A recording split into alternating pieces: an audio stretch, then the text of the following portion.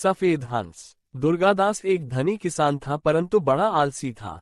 वो कभी अपने खेत देखने नहीं जाता, न खलिहान देखता। यही नहीं, वह अपनी गाय भैंसों की भी खोज खबर नहीं रखता था। उसे अपने घर के सामान की भी कोई परवाह नहीं थी, कभी उसकी देखभाल नहीं करता था। सारे काम वह नौकरों पर छोड़ देता था। उसके इस प्रकार आलसी होने और कोई प्रबंध न करने से घर की स्थिति बिगड़ती जा रही थी।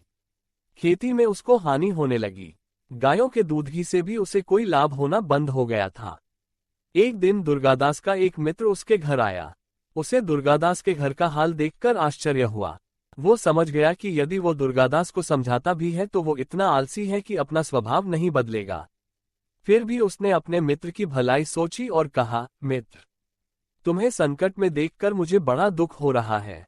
मैं तुम्हारी दरिद्रता दूर करने का एक सरल उपाय तुम्हें बताना चाहता हूँ। दुर्गादास बोला, बड़ी कृपा होगी। तुम वो उपाय मुझे बताओ, मैं अवश्य वो उपाय करूंगा। मित्र ने कहा, सुना है कि पक्षियों के जागने से पूर्व मानसरोवर पर रहने वाला एक सफेद हंस पृथ्वी पर आता है और दिन चढ़े वो लौट जाया करता है। किंतु ये कोई नहीं बता सकता कि वह कब और कहाँ आएगा, लेकिन जो उसका दर्शन कर लेता है उसको कभी किसी बात की कमी नहीं होती। ये सुनकर दुर्गादास बड़ा उत्साहित हुआ और कहने लगा, कुछ भी हो, मैं उस हंस के दर्शन जरूर करूंगा। ये कहकर मित्र हरिश्चंद्र चला गया। दुर्गादास को उसका कथन याद रहा और दूसरे दिन प्रातःकाल वो सबके जागने से पहले जागकर घर से बाहर निकल पड़ा। वो हंस की खोज में जब अपने खलिहान में गया तो उसने देखा कि एक आदमी उसके ढेर में से गेहूं चुराकर अपने ढेर में मिला रहा है। दुर्गादास को देखकर वो लज्जित हो गया और क्षमा मांगने लगा। दुर्गादास ने उसको क्षमा भी कर दिया और गेहूं समेटकर खलिहान से घर आ गया। घर आकर वो गौशाला में गया। वहां उसने देखा कि ग्वाला गाय का दूध दोहकर अपनी पत्नी के लोटे में डाल रहा है। दुर्गादास ने उसे डांटा तो उसने भी क्षमा याचना की। दुर्गादास भीतर गया, दूध पिया व जल पान किया, फिर डंडा उठाकर खेत की ओर चल दिया। वहां उसने देखा कि अभी तक खेत पर काम करने वाले श्रमिक आए भी नहीं हैं। वो वहीं रुक गया। जब श्रमिक आए तो उसने उन्हें देर से आने का उलाहना दिया और खूब डांट फटकार लगाए।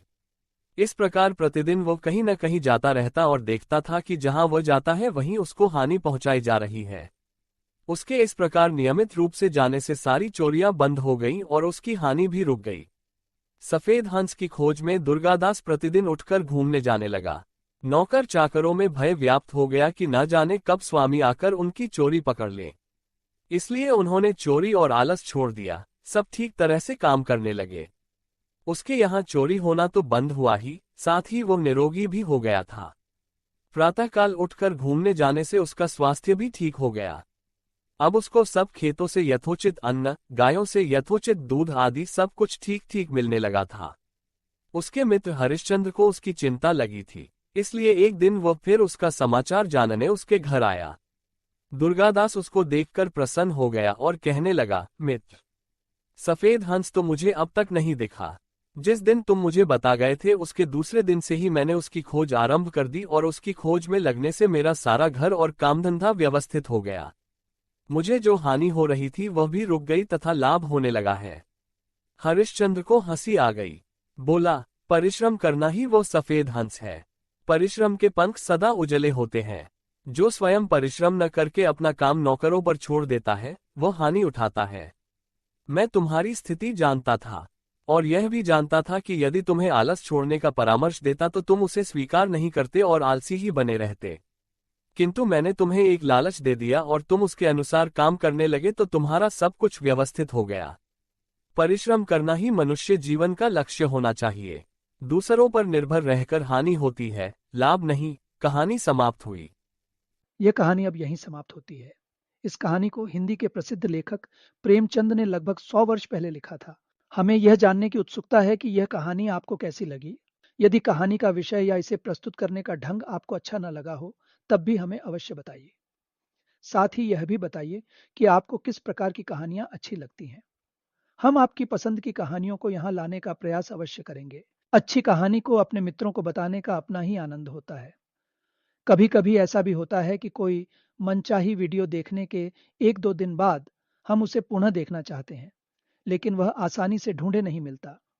यदि आपके साथ भी ऐसा होता है तो सदस्य बनकर इस समस्या से बचा जा सकता है। भविष्य में पुनः मिलने के लिए इस बार विदा लेते हैं। तब तक के लिए नमस्कार।